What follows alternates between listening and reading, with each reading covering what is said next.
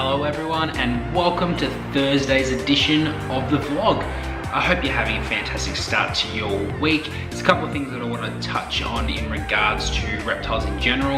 I had a meeting with Josh from Reptile yesterday in regards to a CBTV episode, which we're just talking about a few things at the moment and waiting for his response. But what we talked about was a few different things regarding your reptile viruses, like what we learnt about at the reptile talk with Dr. Shane Simpson from the Reptile Doctor. We talked about a couple of those things with Josh yesterday, and it's quite full on. Like he is very, very busy, and surprisingly, the cooler months is when a lot of breeders like us and a few other large-scale breeders, they cool their snakes down. It's a bit of a quiet time. They're just pairing a few things together, like we have our spotted pythons right now, which hopefully I can get a good bit of footage there for you, because they have been locking up a lot, which is a good sign, so fingers crossed for those babies. But let's get ahead and start in with some reptile virus talk. Now, if you're not familiar with a lot of the reptile viruses around, which a lot of people aren't these days, because I'll be honest, I didn't know anything about these certain, I knew there was some viruses around, but I didn't know to the extent of what they are today. So the best option for you is to get this ebook here, and I'll put a link in the description. It's Dr. Shane Simpson's ebook on reptile viruses and disease.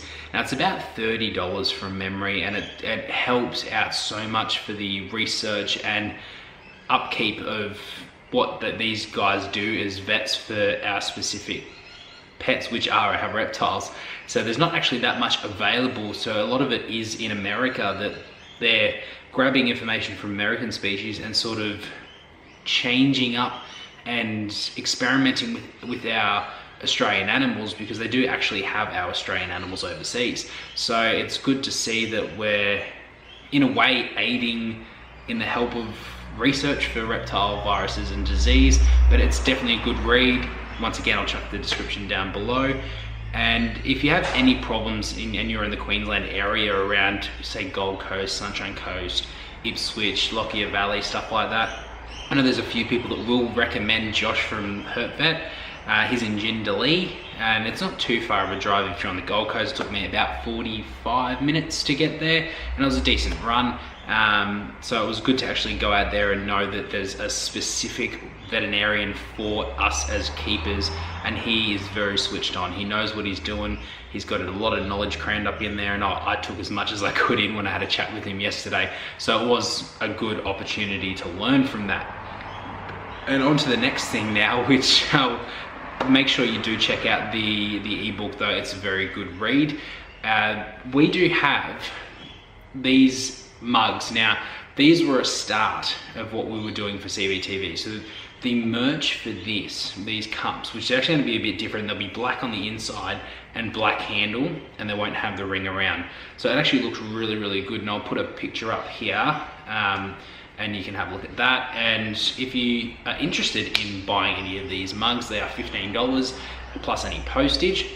And a majority of these that we sell out, we've only ordered a few for now, but if the sales go well, we will order more.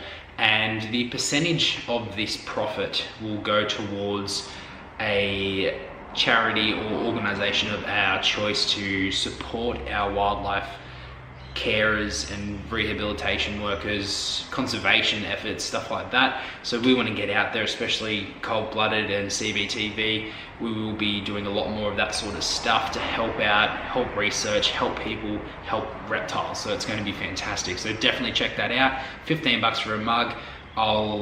Maybe in the next vlog I should have them, so I will post a video of you for you guys to see what they look like. But for now, I'll just show you the photo.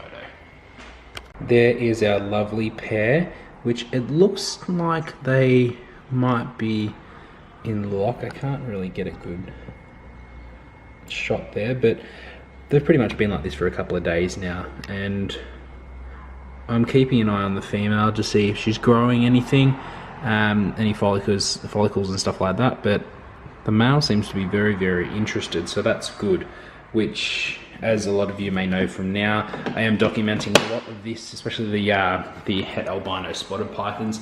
So it's going to be good to show you this part, and then when you start seeing the egg development and then coming close to the laying time and then incubation and hatching and stuff like that. So it's going to be fantastic. This will be the first albino or het albino pairing of any species that I've done.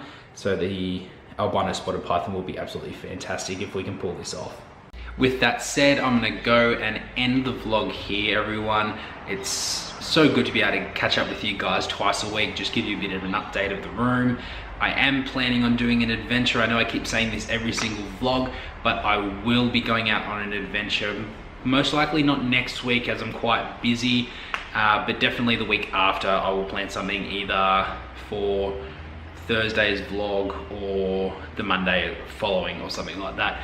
But maybe something like Australia Zoo, the animal hospital there, or another Springbrook trip or something like that. But it is quite cool at the moment, so we need to keep an eye on that as well.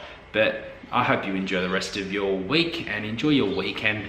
Don't forget to subscribe for me, hit that notification bell, check out all the socials, and I will see you guys on Monday.